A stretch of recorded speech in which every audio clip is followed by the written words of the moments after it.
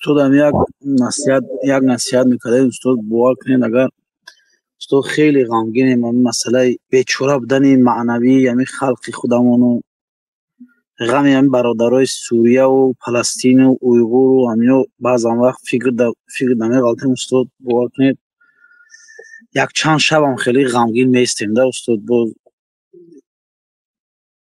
ҳамин масъала асосӣ ҳамин ғами бечорагии маънавии ҳамин халқи худамонда беҳад як хай худатон медонед устод ки мақсад чӣ аҳвол доранда мардум дар ҳамин ватан. бале ҳамин масъала тарбияи фарзандону мисол ҳамин хеле мушкил шудагиам устод. ҳамин бовар кунед баъзан вақт ҳамин фикр намеғалтем. як рӯз ду рӯз қатъи ҳамин фикр аз сар намебуродам устод. لا حول ولا قوة إلا بالله. بله الله المستعان. حسبنا الله ونعم الوكيل. حسبنا الله ونعم الوكيل.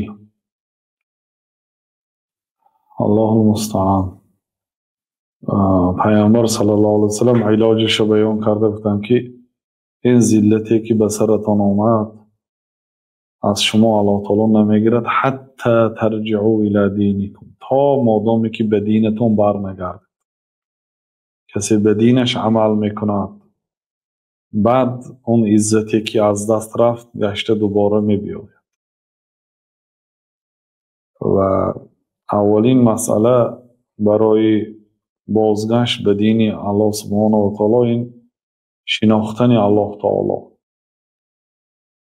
وقتی که الله تعالی رو نمیشناسیم، محبت به الله تعالی نداریم، دل داریم ولی محبت نداریم، الله تعالی را از مال و از جانم دوست نمیداریم. لا یؤمن احدکم حتی اکون احب الیه من ماله و ولده و الناس اجمعین.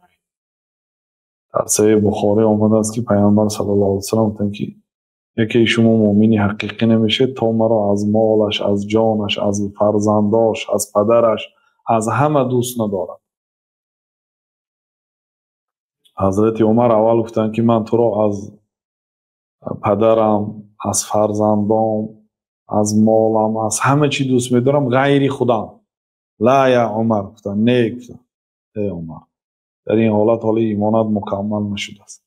بعد گفت که کم در ایستاد و گفت که یا رسول الله والله از نفسم هم شما بالاتر میدونم، دوست داشتم. گفت که الان یا عمر، اکنون ای عمر، یعنی اکنون به مرتبه رسیدی که ایمانت مکمل شد. ان یکون الله و رسوله احب الیه مما سواهما. آدم حلاوت ایمان رو نمی چشد تا مادامی که الله و رسولش برای وی از همه چیز دیده محبوب تر نشود. وقتی که الله تعالی را دوست داشت، برای دوست داشتن الله تعالی هم تو با زبان دوست دارم گفتن که نمیشه.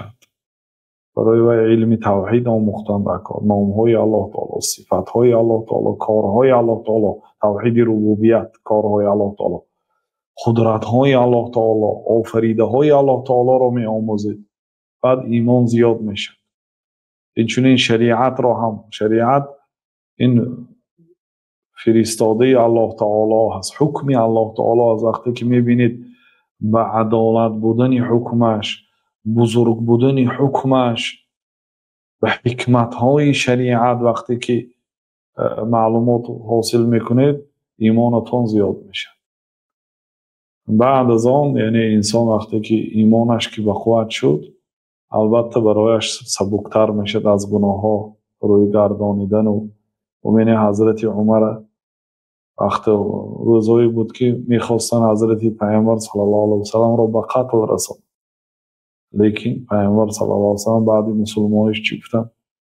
یا عمر لو سلک عمر فجا لسلک الشیطان فجا. اگر عمر یک کوچکتی برد، شیطان دیگر کوچکتی میبرد. شیطان از عمر میترسید. عمر یک آدم عادی بودن، یعنی پیغمبر نبودن، لیکن گفتن لو کان بعدی نبی لکان عمر.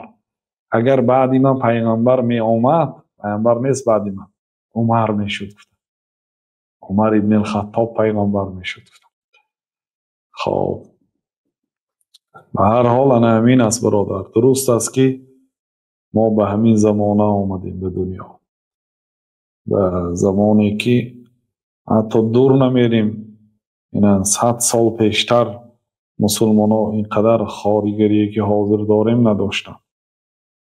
200 سال پیشتر عزیز بودن و انشاءالله با عزیز میشون وقتی که بازگشت به دینشون کنن، طبق شریعت عمل کنن، طبق دستور الله تعالی عمل کنن، با عزیز میشن. ان الله لا یغیر ما بقوم حتی یغیروا ما بانفسهم. الله تعالی حالت یک قومی رو تغییر نمیده تا اینکه آنها خودشون تغییر ندهند. یعنی تا خودتون حرکت نکنید، الله تعالی بیکار و بیکار اسلام عزیز نمیکنه. برای این مهنت کردن لازم، بازگشت به سوی الله تعالی کردن لازم، بازگشت به این دین مقدس اسلام کردن در کار،